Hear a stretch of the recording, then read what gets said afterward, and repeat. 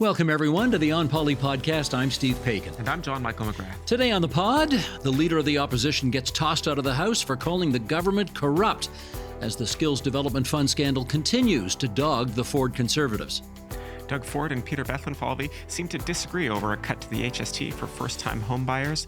Is it unusual for a premier and his finance minister to disagree over policy? It turns out, if you look at the history, not so much. Two controversial bills are making their way into law this week at Queen's Park, and we'll talk about the hubbub surrounding them. And in your column, my column, I'll look at a new idea to fund affordable housing. And I've got a column up on whether anyone is going to miss the fixed election date law, which Doug Ford pretty much ignored and then decided, what the heck, let's get rid of it altogether. It's Friday, November 21st, 2025, so let's get to it.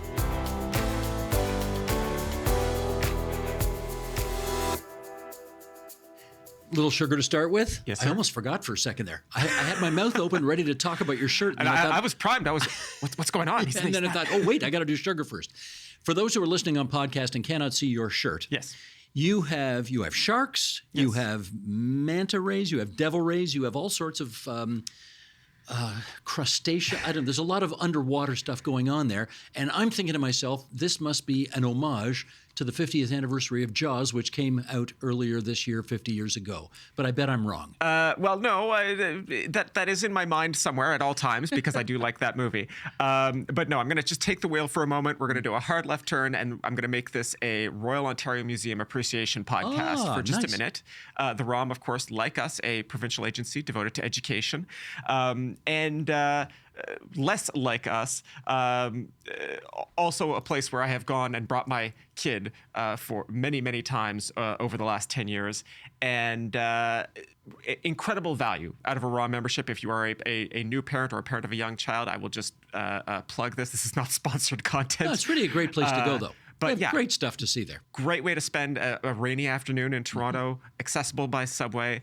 Cannot say enough good things about the ROM, and they currently have a shark exhibit, which I brought my kid to, my wife and I brought our kid to last weekend, and I'm now, because of this podcast, at the point where when I'm wandering through a gift shop and I see a fun shirt, I was like, all right, I'm going to buy that and I'm going to wear it on the podcast. You didn't buy that at the ROM, did you? I did, yes. You bought the shirt at the ROM? I bought the shirt at the ROM. Oh, okay.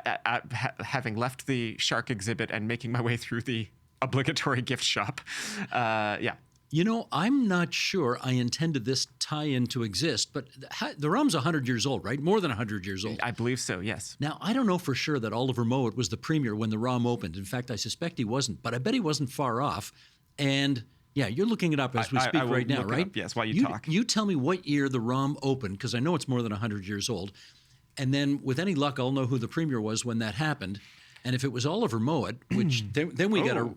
opened on an auspicious year, a few months before the start of World War I in 1914. Okay, so it was not Mowat. Mowat was gone by then. But, okay, pretty close, though. Pretty close. I'm wearing, and I'm going to do this like I do every week. Okay, there, standing up, showing everybody. You know what? As I look at Oliver Mowat, I'm thinking to myself, you'd look good in mutton chops, McGrath. You should try him. Anyways, Oliver Mowat was our longest-serving premier. Yes. 24 years he was the Premier of Ontario. Can you imagine? 24 years. He was our third premier. He was the premier in the 19th century, so we're going way back here. And no, just to confirm, I did not cover his administration, just in case you were curious. But it's not a premier's anniversary that I'm pointing out this week. Mowat was, how do I put this? Mowat was such a political stud that even after he was finished being Premier of Ontario for 24 years, he then ran federally and was in Wilfrid Laurier's cabinet for a year as the Minister of Justice and Attorney General for Canada. And then after that, he was appointed the Lieutenant Governor of Ontario. So he's the only guy who was both Premier and Lieutenant Governor of Ontario, and he was appointed the LG this week in 1897. That's 128 years ago, our 8th Lieutenant Governor, and he served in that role until his death in 1903. And if you like, after we get finished this podcast, we can go visit him. He's just buried in Mount Pleasant. He's buried just down the street. That's right, in Mount Pleasant Cemetery. And I think I have a nerdy picture here.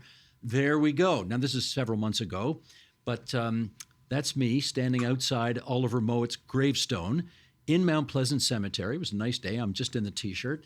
And, you know, it's funny. For one of the greatest premiers that we ever had, And this guy was all about provincial power, okay? Yes. He's the first guy to really make the case for provincial power at a time when, Sir John A. Macdonald had just established the country and it was all about, national rights and so on. And he was saying, no, wait, the provinces, we were provinces before we were Canada, and provinces have a role to play in the future of the country. So he has a fairly modest gravesite in spite of the significant role he played in our history. Well, and I'm just going to take a moment here. People might know the history of the JCPC, I always remember the Judicial of the Privy Council. Judicial Committee of the Privy Council. Right. And this was, until after World War II, this was the final tribunal of appeal, if you like, for constitutional matters. Not our Supreme Court. Yeah. You could still appeal to Great Britain. Yes. Which is kind of crazy given that we were an independent country, but well, that as it not may. so independent as it turned out. Yeah. But the reason I mentioned the JCPC is because so many of those early fights about provincial versus federal jurisdiction were settled in London at the JCPC. And Mowat personally sailed to London to, I guess they steamships by then, but went to London to argue Ontario's case before these colonial administrators. And when he would win these arguments, as he often did, and that reshaped our constitutional structure, he would come back to Toronto to a hero's welcome because he'd won these arguments against the federal government at the time. So just a part of our history of how the text of the Constitution, which centralizes so much power in the federal government, was changed by political actors like Mowat. You know what I love about that answer? People should know, we don't discuss what we're going to say before we go on the air here. And I don't think you knew that I was going to do a whole riff on Mowat, and yet you have that in the back of your head. You just know that. We are both nerds. Deeply about nerdy Ontario politics about some stuff. Now, we should add here, because he didn't know we were going to talk about this, but our producer, Matthew O'Mara, you say O'Mara, and I say O'Mara. Stop singing.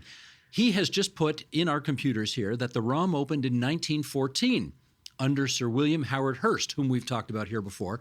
He was our 7th premier, but the actual charter to establish the creation of the Royal Ontario Museum happened under his predecessor, Sir James Pliny Whitney, who was in office from 1905 to 1914 and was, here's a little piece of trivia for you, and I can check a box while we do it, Whitney won 4 elections in a row, and the next guy to do it after him was William Grenville Davis, who won 4 in a row in 71, 75, 77, and 81.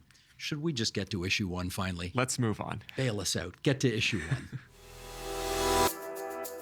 The Ontario Skilled Trades Development Fund is still in the news and apparently won't go away. Just as a reminder, this is the fund, the dollars of which went to organizations that offered skills training. The organizations applied to the Labor Ministry for funds. They were then scored by ministry officials, and obviously the idea was the better the score, the more likely you were to get the money. Except it has emerged that the Labor Minister, David Piccini, kind of put his thumb on the scale for some low-scoring organizations, and he ensured they got money anyway, which has led to some opposition questions wondering why that would be. It got quite hot in the House earlier this week when the opposition leader made some pretty tough allegations. NDP leader Marit Stiles. It is the strip clubs and the numbered companies. It is the endless grift of a anti-democratic and, yes, corrupt government. I will ask the member to withdraw. Speaker, I will not. I am warning the member.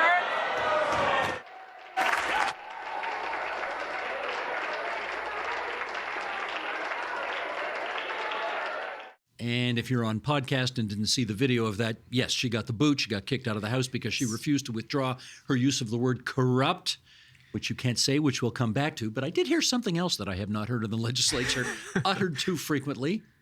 Did I hear the words strip club used there? Yes, indeed. Back in early November, our friends at the Trillium reported that a venue owned by a Skills Development Fund recipient is a, quote, adult entertainment club, and we're going to try and keep this segment family-friendly.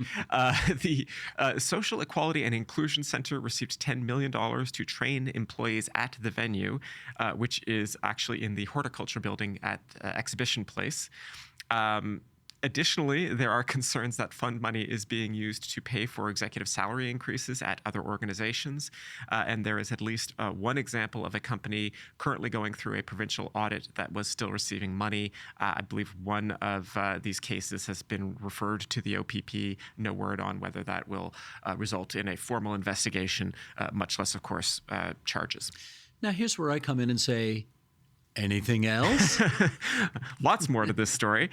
So Minister of Labour David Piccini has said that the fund is intended to give the deputy minister, that is the highest-ranking civil servant in that ministry, a final say with regards to high-risk applicants. Something of a contradiction of what he was saying some months ago about being solely responsible for the low-scoring programs that were chosen. And the government has sort of backed off of this line a little bit this week. At first, it sounded like they were throwing the civil service under the bus, if I could put it bluntly. And then they seem to modify that a bit this week to emphasize that, no, the minister really did have the final say. Let's take a step back for a second and take a look at this thing from a sort of a 30,000-foot vantage point. Yes. Because, and we really should put this on the record, here's the reality of governing. If you are the minister of any department and you want to circumvent the process that's been put in place, for example, do what David Piccini has done here, that is allowed. Yeah. You are the minister. Let me add, however, that you have to be prepared to defend your decisions if they become public and if they eventually cause embarrassment to your colleagues, or more pointedly, to the premier of the day, you will suffer the political consequences. Now, remember, at the end of the day, for governments, it's about saving the silverware, and the silverware is the premier. So even if the premier told Pacini to circumvent the process and favor some bidders who otherwise wouldn't get money because, who knows, maybe they gave money to the Progressive Conservative Party during election time or something, and otherwise would not have merited consideration, at the end of the day, if it blows up in your face, it's the minister who's going to wear it. That's just the way things work. So let's ask the question here, is there any evidence that the Premier's office intervened and told Pacini, I don't care what the process is, these guys are our friends, give them some grant money? So the specific allegation here is that these firms who applied for money were scored by the civil service, and some of these firms scored quite low, quite badly by the civil service, received money anyway, despite the skepticism of professional evaluation. Now, what we are also learning this week, not only did firms with low scores receive public money that they might not have otherwise earned, the Toronto Star published an analysis drawing on internal government data that showed that the lowest scoring applications in fact got more money on average than the highest scoring applications.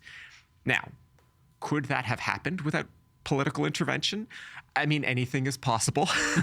My stats professor in university would tell you that correlation is not causation. My politics professor would tell you that correlation is a good place to start looking. Right. Now, again, from the Department of There's Nothing New Under the Sun here. Yes. I do remember this happening with the former Liberal government of Ontario. This was under Kathleen Wynne, and it was related to building GO Transit in York Region. And the public servants made some decisions theoretically, independent criteria used about where to locate certain GO train stations. And the transportation minister at the time was a guy named Stephen Del Duca, who is today the mayor of Vaughan. And he said, actually, I'd like another station. I'd like it at Kirby Street. And since I'm the minister, I'm going to do it. Yes. And yes, he had to sustain a lot of blowback because he was, you could argue, subverting the process, because the civil servant said, I'm sorry, the numbers don't justify putting a GO station there. There's not enough traffic. You're going to take, anyway, we don't have to relitigate the whole thing here. But oh, no, let's. No, move on. The reality is ministers are allowed to do that. And yes. However, let the record show that the Wynne government eventually lost. The Ford government came in. The station still has not been built. There is no funding allocated to building the station. So, Stephen Del Duca is no longer the Minister of Transportation. So my hunch is the Ford government is not going to show a lot of interest in getting that thing built, ultimately, or maybe ever. Yeah, I mean, I'm glad you brought this story up because it is one of my, I won't say a fond memory, but one of those cases that I covered during the Wynne government. And, certainly with the distance of time, I don't think anybody involved in that decision is going to defend it on the merits, except possibly for the current mayor of Vaughan. But just to get into the details just a little bit there, I mean, one of the key problems with that station was that not only did it not justify itself based on the traffic it would generate, but it was going to cause problems up and down the rest of the line by adding that station in. And so Metrolinx went through all of these contortions to say, oh, well, actually, if we do this instead, and if we look at it this way, and if you squint this way, and if, on every alternating Sunday, it'll be fine. And it was a very, let me put it this way, educational moment for me watching what is Metrolinx is supposed to be an arm's length agency, was created to be independent of the government, and watching them contort themselves to justify what was a really clear case of political intervention did not make anybody look good. Before we talk about why Marit Stiles ultimately got booted out of the House, I should add one more thing here, and that is, if you talk to politicians, and we're going to be super fair here to everybody involved, if you talk to politicians, they will tell you, yes, I know we get accused of putting our thumb on the scale and subverting the process of the pure as the driven snow civil service. But they will also tell you that the civil service has its own favorites. Yes. And that these allegedly independent processes that the civil service puts into place to ensure that everything is scored on a completely fair, even, and transparent balance occasionally favors their favorites as well. Yes. I mean, that's just we're in the realm of politics here, people. And that humans. And humans, yes. That's right. So that does happen too. And yes, of course, the politicians have their favorites and they want to, flow funds to the people who support them. But the civil service has their favorites too. And sometimes they like to ensure that their favorites win these competitions. Yes. So I don't know that that's what's happening here. I'm not making any allegations that that's happening here. But to suggest that that never happens and that everything the civil service puts forward is, completely clean, transparent, and without favor, well, that's not accurate either. No, I mean, I'm not sure if there's anything ongoing right now, but there have absolutely historically been cases of civil servants being charged with serious crimes. Well, a sponsorship case in federally. Yeah. Paul Martin's government. It was the only one who went to jail was a civil servant. Right. Let the record show there. Anyways, okay, let's get back to Marit Stiles. She used the word corrupt. Yes. And was therefore booted out of the House. And for those who don't follow the ins and outs of the Marquess of Queensberry rules, why is that a no-no? So saying that the government is corrupt is an example of unparliamentary language. That is a term of art in parliamentary politics. Speaker Donna Skelly asked whether the opposition leader would take back what she said. Stiles refused, and she was therefore ejected. We have actually recorded a whole Nerds on Politics YouTube video that people can watch all about unparliamentary language. That one was a lot of fun to make a few years ago, so I would recommend checking that out. But, the reason we have these rules about unparliamentary language, or at least one of the reasons we have these rules, is because otherwise there are no penalties for things said in the course of parliamentary debate. Stiles cannot be sued for defamation for anything she says in the chamber. Now, I do want to note, Stiles is not hiding behind privilege in this context. She repeated the allegation of corruption outside of the chamber, where she can be sued for defamation for anything she says outside those doors. And the NDP have gone so far as to register a website, and I believe we've got a picture of this, whose contents start with the words, "I agree with Marit Stiles, Doug Ford and his government are corrupt." And then, of course, they invite the reader to provide their email to the NDP and sign a petition. Now, when the Speaker throws somebody out of the House, they don't actually say, "I'm ejecting you." They don't actually say, "I'm kicking you out." What's the expression they used? They are named. They are named. Yes. That's right, which sounds very kind of, what's the word I'm looking for here? Like pristine. It sounds very lovely. I'm naming you. I'm not booting your ass out of here. I'm naming you. Yeah, and it is one of those things where there are so many rules in the House about even how you are supposed to refer to another member, right? You can refer to them by their riding, or you can refer to them as the honorable member. So actually putting somebody's name in the Hansard is this thing of great portent. And then, the Sergeant at Arms escorts you from the chamber, hopefully without having to draw his sword in the process. Hopefully. I have not seen that yet. Anything else on this? No, I think we've covered it. We've absolutely exhausted it. Never mind covered it. Okay, off to issue 2. Late last week, the province announced that it would be removing the harmonized sales tax on homes for first-time home buyers which theoretically could save people $100,000 when combined with some proposed federal HST cuts. It's a big chunk of change, but Doug Ford seems to think his finance minister has made the criteria a little too narrow. Monday, Doug Ford. My number one champion behind me. This is where we kind of sit down, and he usually tries to beat me up all the time. He usually wins, but my argument to Peter and to the Prime Minister and all the premiers today, why don't we give it to everyone, not just first-time homebuyers. Anyone who buys a new home, we have massive inventory out there, as you all know, and 0 + 0 = 0. That's my argument to the municipalities. If you aren't selling a home, you aren't getting any taxes. That's my argument, that if we do that, then we'll be able to move forward. Yeah, just a little background to what the Premier's saying there. Housing starts are off 90%. Yeah.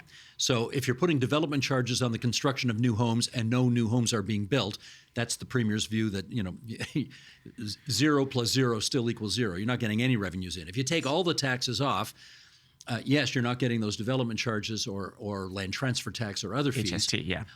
Or HST, but people who buy homes then go buy ovens, they buy stoves, they buy microwaves, they buy refrigerators, and you will pay HST on that, and the Treasury will realize some revenue. So that's the idea. For again, people listening on podcast who have not seen the video, the Premier was at the lectern. His Finance Minister, Peter Bethlenfalvy, was standing behind him, keeping a poker face, no grimacing, no, Premier, what are you saying that for? None of that going on.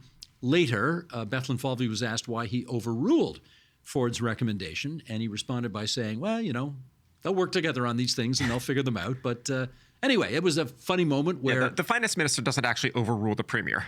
I asked Peter Bethlenfalvy about this once, about what happens when you and the Premier disagree on a budgetary matter. And his answer was, it works like this. Premier, it's my budget, but it's your province. Right. And therefore, yes, the Premier gets the final say. But of course, the minister, if he's absolutely violently opposed to something, can resign on a point of principle. Yes. That's not going to happen here.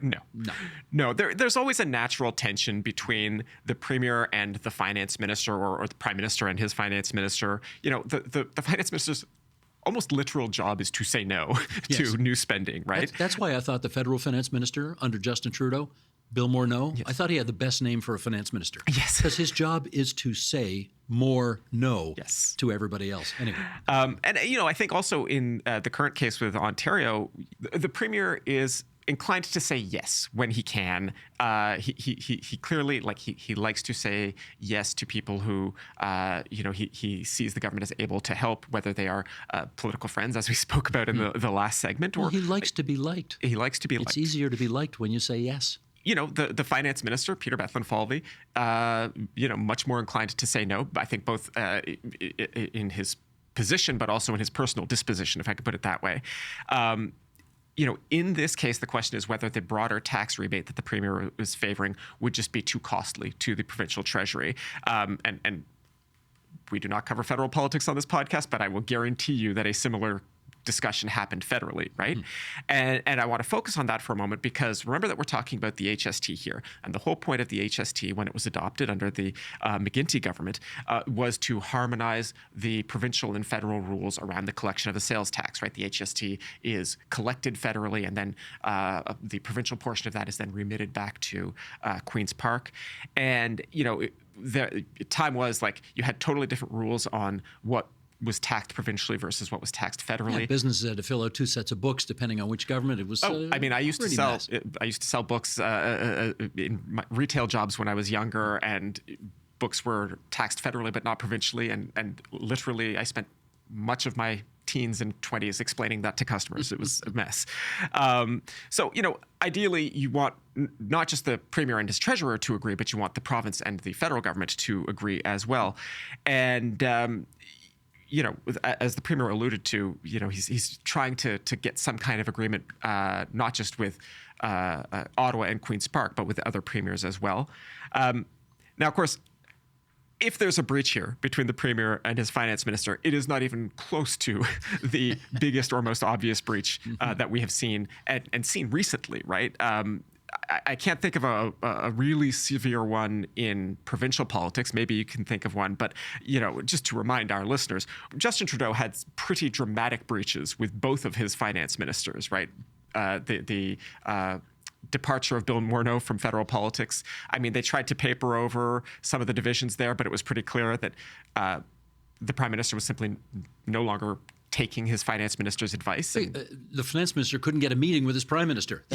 That came out in Mr. Morneau's memoir. Yeah, and then obviously with Chrystia Freeland, even more of a volcanic breach, and arguably resulted in the end of Justin Trudeau's political career. So, if we're talking about a scale of 1 to 10 here, where 10 is the Freeland affair, this is maybe a 1, maybe less, maybe less than 1. And of course, Justin Trudeau wasn't the first Trudeau to have a problem with his finance minister over a massive disagreement. We can go back. This again comes under the category of there's nothing new under the sun. Pierre Trudeau and his then finance minister, this is 50 years ago. Actually, yeah, it was September 10th, I think, 1975. Wow. Pierre Trudeau and John Turner are having a private meeting, and there's just a fundamental financial disagreement about whether to impose wage and price controls. The prime minister kind of wants them. The finance minister says they're not a good idea for the economy. And at the end of the meeting, John Turner resigns as the finance minister for Canada. And it was a shock. The nation went into shock when that happened. And I think it's fair to say that this little contretemps between Ford and Bethlenfalvy does not rise to the level of any of the examples that we have heretofore given. So, but it does raise the original question. Okay, in terms of conventional wisdom and perhaps what is the best policy to adhere to here, is the finance minister's proposed cut to the HST for first-time home buyers only too insignificant to prompt a return of some buoyancy to the housing industry? That's the question. Yeah, and I think there's a strong argument that the Premier might actually have the better argument on housing policy here, if we can put it that way, right?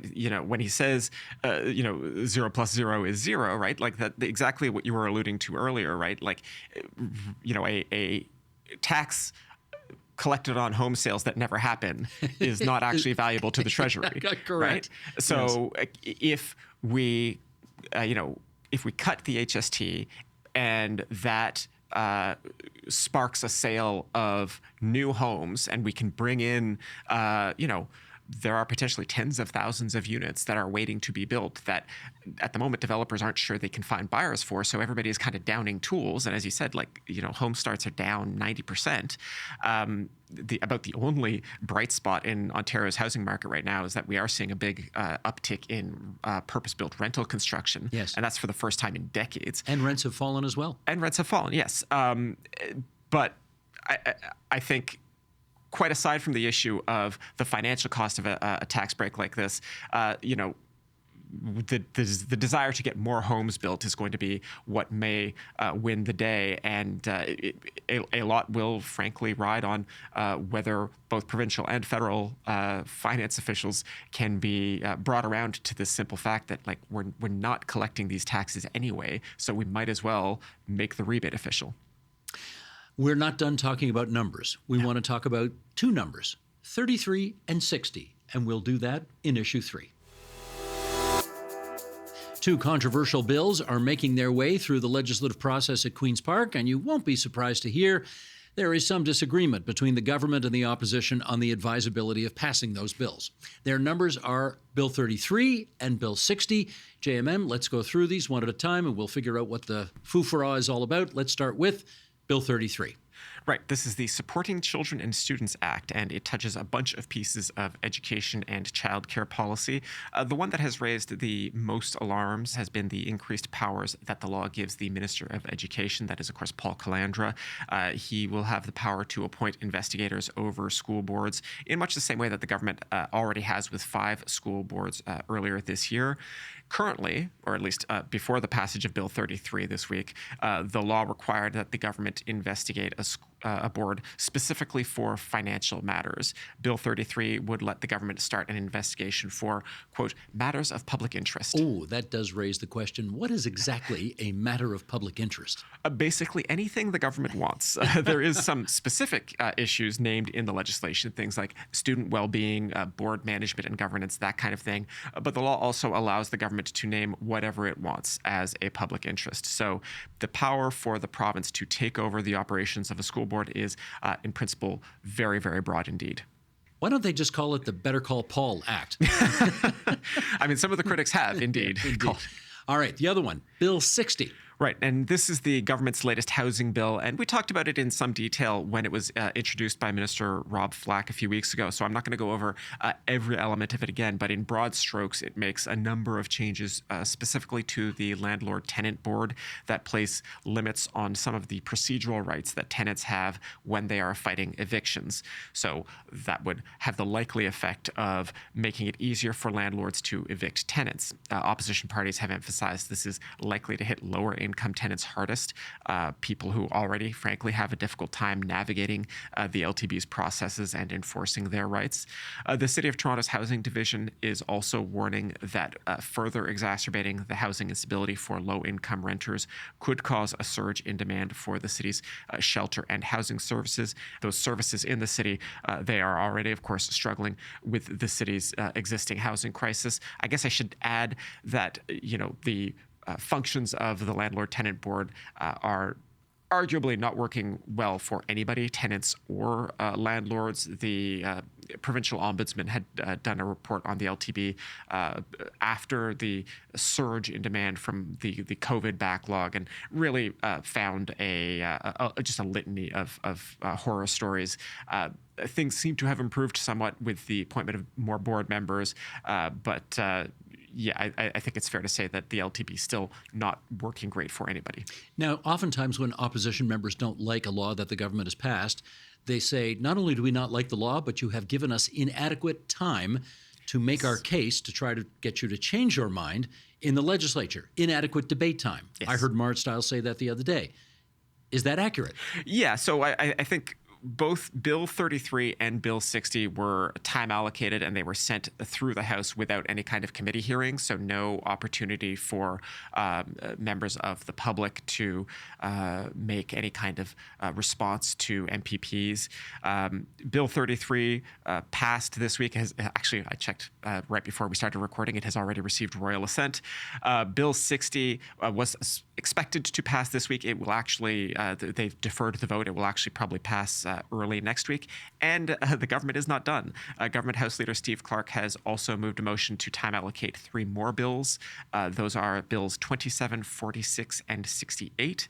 Bill 27 is actually a natural resources bill, which we haven't talked about, I think, previously on this podcast. Bill 46 is the red tape reduction bill that we have discussed previously, and Bill 68 is the legislation accompanying the fall economic statement. So of those 3 bills, only Bill 46 is going to get any really committee time, any hearing, and of course, the committee hearing is itself being time allocated.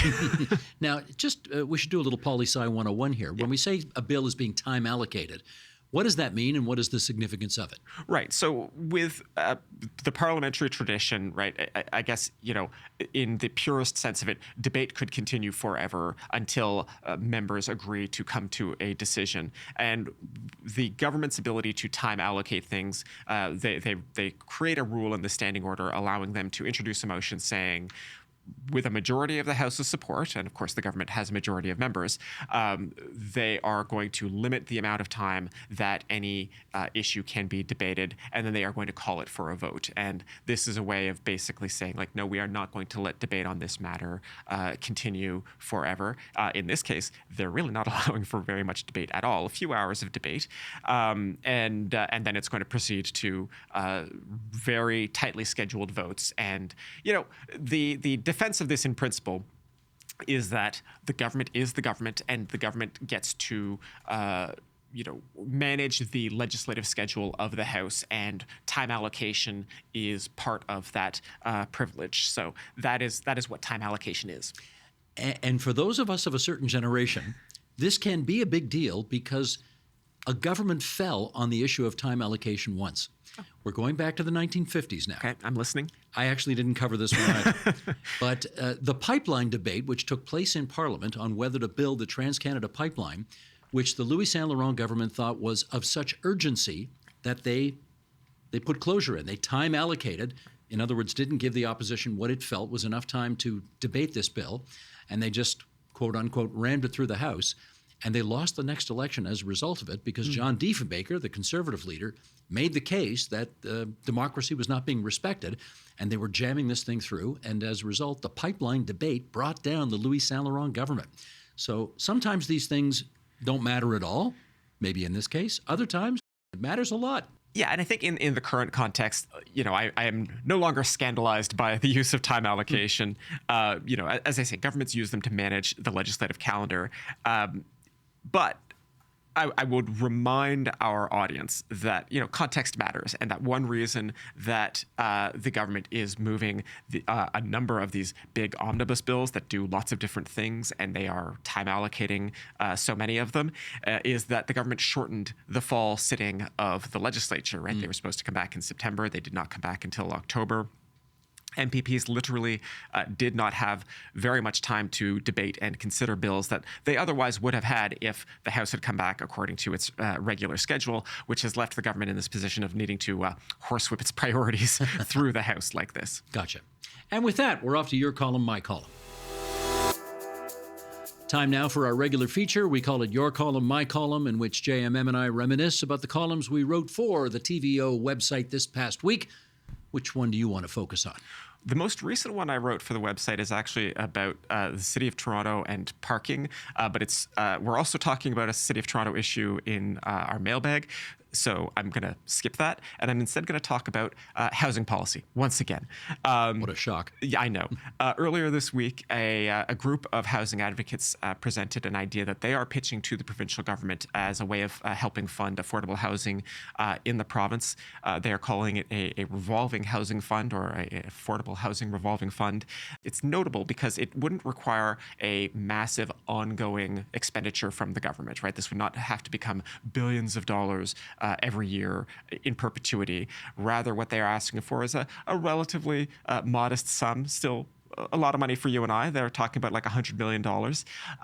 And the idea is that one-time investment would get loaned out to projects who are sort of in that early valley of death stage, if I can put it, where they've done some of the early work to say, like, is this a good place to build a new development with affordable housing in it? And they've just sort of started their application process to the city, but they don't have the next bit of money they have to get through the next steps, including things like getting permission from the city to build.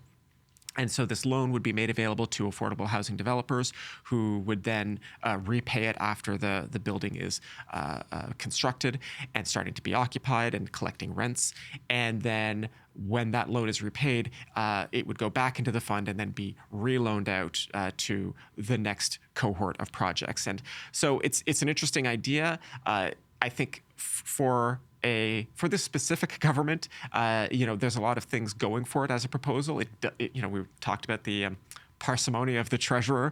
It would not require a huge amount of money, and it would not require a permanent commitment of large sums. So, although, let's be honest, a lot more money would also be useful. They are pitching it right now. They've made this project public, and they are urging the government to consider it as we head into the budget season, the budget consultation season, right? Ontario's budget will come out next spring sometime, and they would sure love it if this idea could shake some money loose and get committed to the Build Ontario Fund, which is really the agency, if I could put it that way, that would disperse these kinds of sums. Well, their timing is good because I think the finance ministry just announced today, actually, on this Friday, that they are now beginning the process of taking deputations from the public about what they'd like to see in the next budget. So, okay, here's an idea on housing. Yes, we've also, I think you did an agenda show once about how much value the public consultation process actually has, but maybe the government will listen. We will we choose not to be cynical about this process. We will live in optimism. At the beginning of budget, we can, once the budget comes out, we can come to certain conclusions about how useful the whole process was of getting deputations from the public. But for the moment, hope springs eternal on day one. Indeed. I wrote a column about what Bob Rae, the 21st Premier of Ontario, used to call the divine right of premiers. And of course, he's playing off this expression, the divine right of kings, who basically could do whatever they want, whenever they wanted. The one power that the Premier of Ontario, frankly, most first ministers in this country, the divine right that they enjoyed was the right to call an election whenever they wanted to. And when Dalton McGuinty became the Premier in 2003, one of the earliest bills that his government passed was something that addressed this issue, because he and his government thought it's really not fair to all parties concerned that the Premier knows when the election is going to be held, but the opposition parties really don't. And, there's always speculation or rumors, but the fact is only one person knew. And McGuinty's government passed a law saying we're going to rectify this by having what they called fixed election dates, which stated in law that the next election in the province of Ontario, and the bill passed, I think, in 2004, which meant the next election we're going to have is going to be on the first Thursday of October 2007. And then the next one, first Thursday in October 2011. And then the next one, too, you get the idea. First Thursday in October every 4 years. It gave predictability. It put everybody on a level playing field. Mostly. Obviously, this only works when it's a majority parliament. When it was a minority parliament, all bets are off. If the opposition parties wanted to combine and show a lack of confidence in the government, they could pull down the government whenever they wanted to. They didn't have to wait the 4 years. There was also in the law, though, another so-called out clause, which was if the Premier, in his or her judgment, thought that the circumstances in the province of Ontario were so urgent, there was an emergency happening, that therefore we need to have an early election, or alternatively, we need to have a later election, not, more than 4 years down the road.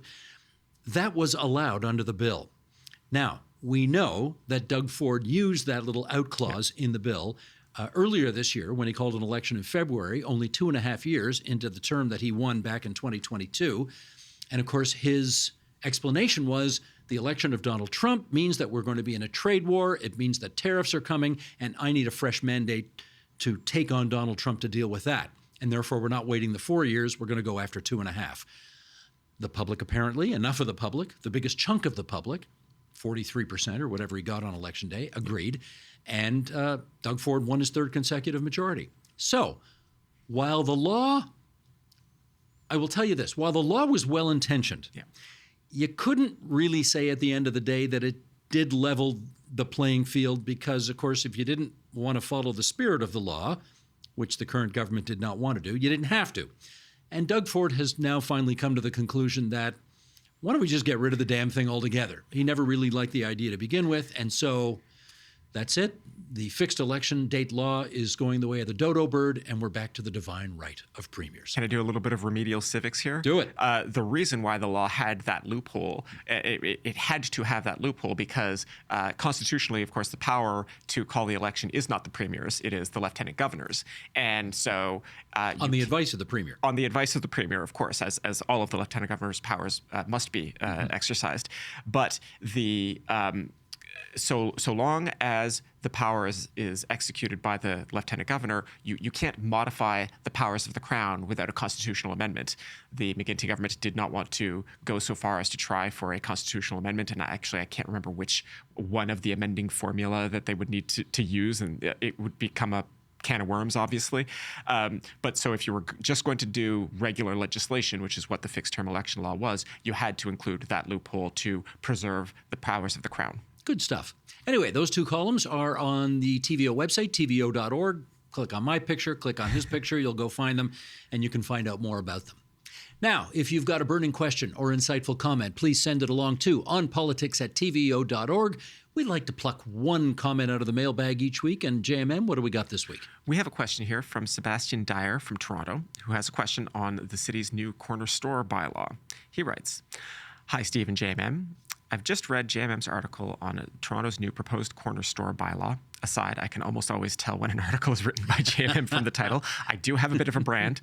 And I found myself curious about how recently Council has been dividing the implementation of new bylaws according to the old pre-amalgamation boundaries of the city.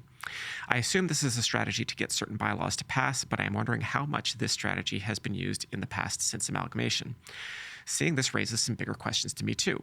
Is the City Council no longer fit to purpose for the administration of many bylaws in the entire City of Toronto? And would we be better served distributing those powers to boroughs, mayors, councils as seen in Montreal? What about the provincial government?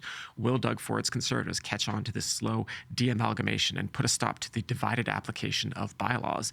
I'm very interested to hear your thoughts. Sincerely, Sebastian from Toronto. Well, what a cool question. Now, before we get into the sort of nuts and bolts of what he's asked about, we need a little explanation about the new bylaw. So fire away. Right. So in most of the city, corner stores are currently illegal in neighborhoods, which is the definition in the official plan of most areas of the city where people have particularly like single detached homes.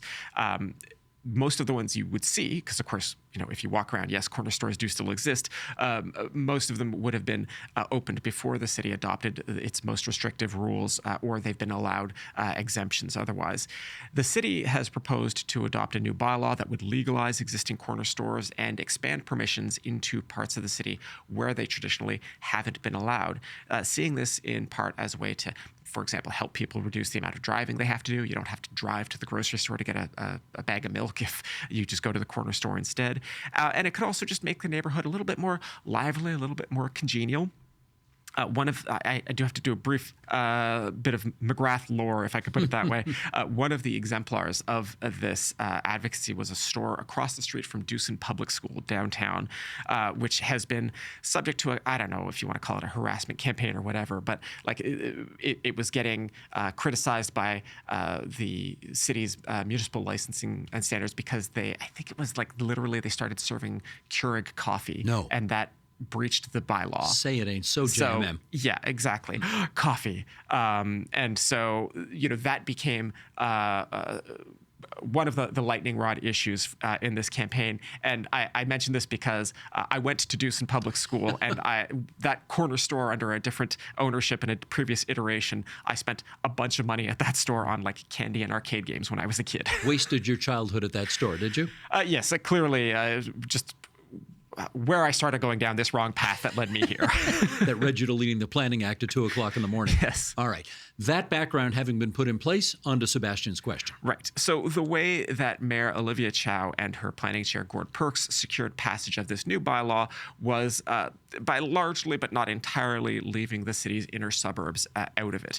The old pre-amalgamation city of Toronto is going to make up most of the area where new neighborhood retail is allowed, and then some smaller pockets of retail will be allowed in the suburbs. And this matches what we saw earlier this year with sixplex permissions, where, again, the old city core will allow sixplexes and the inner suburbs mostly will not. And so Sebastian is asking, is this a kind of a soft de-amalgamation of the city? And, I think that is one way to look at it. I think it's important to emphasize that even in the suburbs, the intent is that we see some change. Gord Perks actually spoke very passionately about this in the council debate, saying that we are not still 6 cities, we are one city, and we are one city of many hundred neighborhoods, and we want to respect neighborhood difference, but we are still one city. A more optimistic case here might be that this is just a little bit of a, I don't know if the right phrase for it, but a gateway drug for suburban neighborhoods. That is definitely not the right phrase to use. We're gonna let them try out a little bit of neighborhood change for free and hope that they get hooked. Well, one of the fascinating developments that I've seen in the 30 years since Mike Harris's government created the megacity, almost 30 years.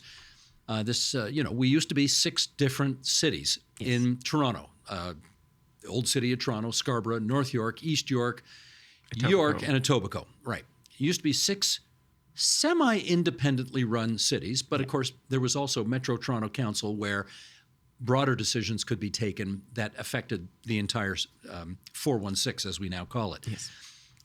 So I'm kind of intrigued by these little attempts, which we have seen numerous times over the years. This is one related to corner stores, where there do seem to be efforts to kind of plant a flag for the old municipality, you know?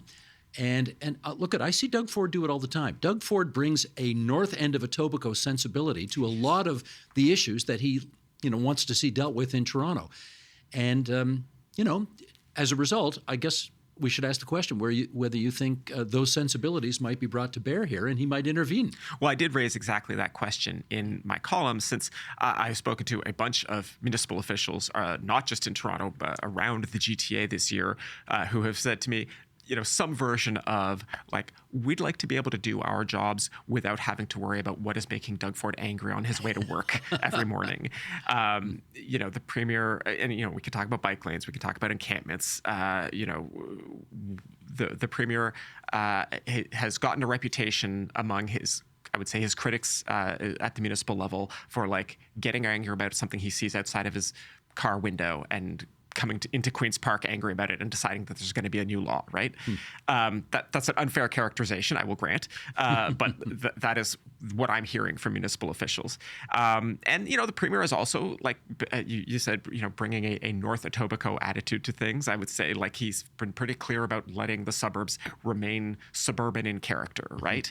And so, like, he ruled out the idea of fourplexes being legislatively allowed province-wide, because he said that neighborhoods should be allowed to stay in their current sort of character, right?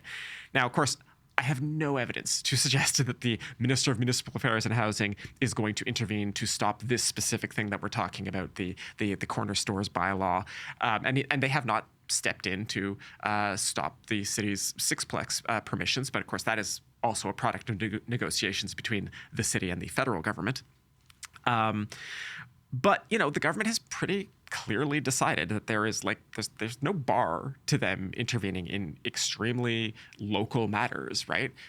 Whether it's bike lanes, whether it's encampments, whether it's that like single individual school trustee that they legislated against not too long ago. So I don't expect it. I will be paying attention.